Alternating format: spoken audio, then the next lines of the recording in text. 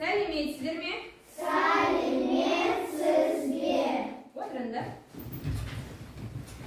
Балалар, біз өткен сабақта қандай тақырып өттік? Қандай тақырыппен таныстық? Қандай жаңа сөздер естеріңізде қалды? Шеберхана. Шеберхана. Тағы да? Ине. Ильнара? Желім. Желім. Айбек? Ине. Рина? Қолөнер. Қолөнер. Шеберхана. Шеберхана. Қайшы. Қайшы. Шебер. Шебер. Жақсы, жарайсыңдар балалар. Енді кәне барлығымыз ортаға шығамыз. Балалар, міне шеңбер құрып тұрдық. Енді тақтадағыдай әрекетті жасаймыз. Бірінші адам құшақтасады, жанындағы тұрған адаммен келесі адам қол алысады, келесі адам жұдырықпен сәлемдеседі. Одан кейін бес саусағымызды бір-бірімізге береміз. Бірінші мен бастаймын. Лиданы құшақтаймын. Лида келесі. Келесі. Расим. Жұдырығымызды береміз. Жарайсыңдар. Одан кейін бес береміз. Келесі. Василиса. Арина. Жалғастырамыз. Қолымызды береміз. Дұрыс. Бес береміз. Құшақтаймыз. Кел, Настя. Жарайсыңдар. Енді отырамыз орнымызға, сабағымызды жалғастырамыз. Балалар, дәптерімізді ашамыз. Бүгінгі күнді жазайық. Қаңтардың 20-сы.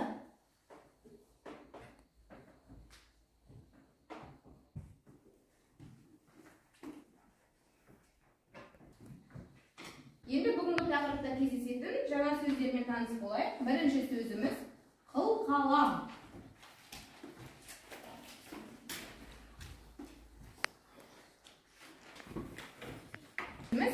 Бояу.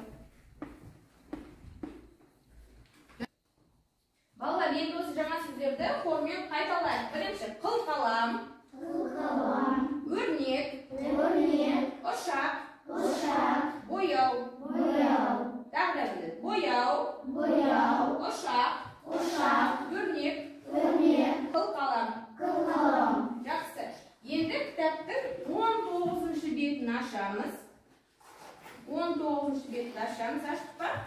Суретте не бейнеленген? Қарайықшы, 19-шы бетте кітапта сурет бар. Не бейнеленген? Кімдер бар суретте? Әлібек мен Саша. Олар не істеп отыр? Әлібек пен Саша не істеп отыр? Сурет салады. Сурет салады. Ненің суреті? Ненің суреті? Кім біледі? Ненің суретін салып жатыр олар? Түлкінің суретін салып жатыр. Жақсы, енді кітаптың, оқулықтың 20-шы бетін ашыңдар. Екінші тапсырмада мәтін жазылған. Сол мәтінді кезекпен-кезек оқимыз. Катя, бастай ғой. Бүгін демалыс. Клим жалғастыр. Саша екеуміз қағазға түрлі өрнектерді суреттен салдық. Оны үйге іліп қоямыз. Арина жалғастырамыз. Василиса. Саша только жасады. Амелия. Мен оны боядым. Жақсы балалар. Енді осы мәтін бойынша сіздерге қазір сұрақ қоямын. Мәтін не туралы? Ойыншық туралы. Сосын қандай балалардың аттары кездеседі? Балалардың, Саша. Сосын Әлібек. Тағы да Әлібек пен Саша не істейді? Ойыншық жасады. Ойыншық жасады. Сосын қандай ойыншық жасады олар? Саша түлкі жасады. Түлкі жасады. Ал Әлібек не істеді? Оны бояды. Оны бояды. Жақсы, жарайсыңдар. Енді балалар, Әлібек пен Саша түлкі жасаса, біз сіздермен қазір ұшақ жасаймыз қағаздан. Бүгінгі тақырыбымыз сонда қағаздан ойыншық жасадық. Жазып қояйық. Балалар, қазір осы қағаздардан әр партаға бір-бірден таратамын. Қағаздан ұшақ жасаймыз. Жақсы ма?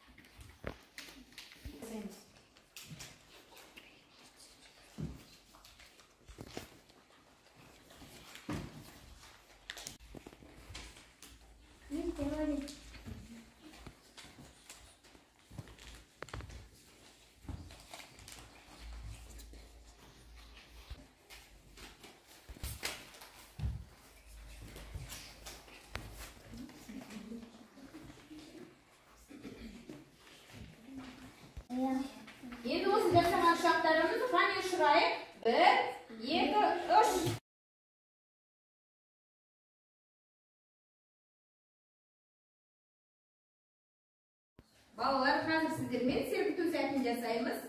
Бұл қолымызды жаттықтыруға арналған ойын. Қазір екі қатарға топтар тұрамыз.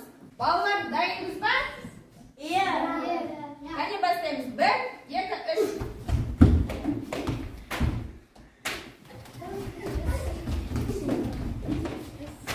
Қане. Қай топ бірінші аяқтайды екенбіз де?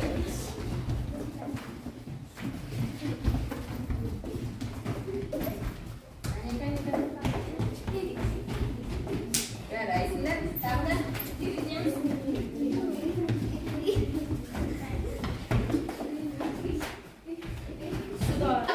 Екі топта бірдей аяқтады. Яғни достық жеңді. Отырамыз бақаңызға. Балалар, өткен сабақта сіздермен жіктік жалғауларын қаталаған болатынбыз. Қазір тақтада бірге топпен жіктік жалғауын жалғап, талдау жасаймыз.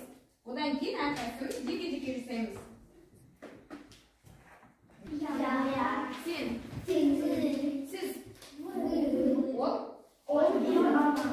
жақсы. Мен оқушы. Қандай жалғау жалғаймыз соңына? Мен оқушы. Дұрыс, оқушымын. Келесі. Сен оқушысың.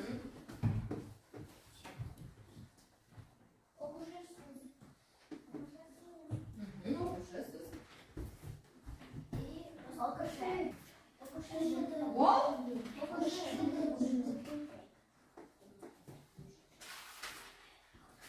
енді қазір әрқайсыңызға бір-бірден таратпа парақшасын жасаймын. Тақтаға сөзді жазамын. Жекеше түрде және көпше түрде талдаймыз. Түсінікті ме? Балалар, әрқайсыларыңызға осындай парақша тараттым. Енді талдауға бала деген сөзді аламыз. Бала. Бастаймыз.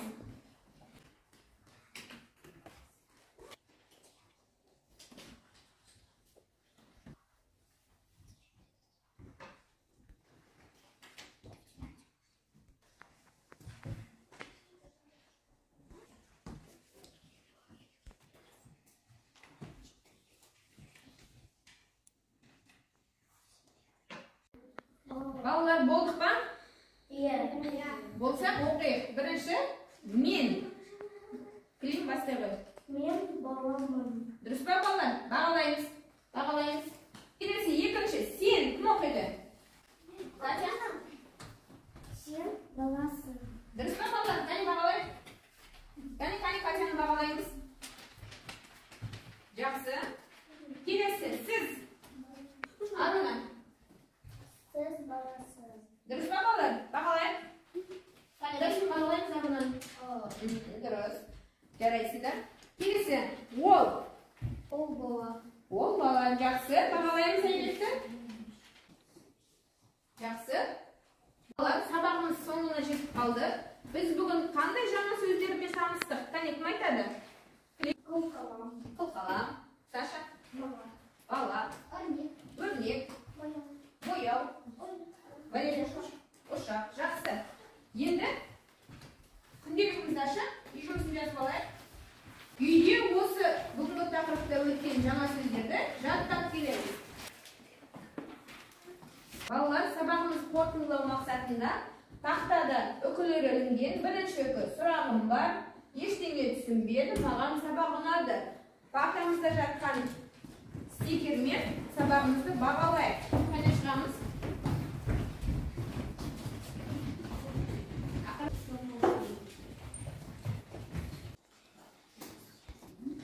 Балалар, бүгінгі сабақты бағалау мақсатында мен сіздерге медальдар дайындап әкелдім. Расим жақсы деген бағалады. Лида өте жақсы деген бағалады. Айбек өте жақсы деген бағаны алады. Настяға жақсы деген баға. Алтынаға өте жақсы деген баға. Бүгін Саша сәл әлсіздеу болды сабақта, қанағаттанарлық деген баға қоямыз. Катяға да дәл солай. Динараға жақсы деген баға қоямыз. Климға өте жақсы деген баға. Валерияға сабақта белсенді болмадың, сондықтан қанағаттанарлық деген баға қойылады. Және Василисаға да дәл солай. Аринаға жақсы деген баға қоямыз. Ал Амелияға да жақсы деген баға қоямыз. Балалар, осымен сабағымыз аяқталды. Сау болыңдар.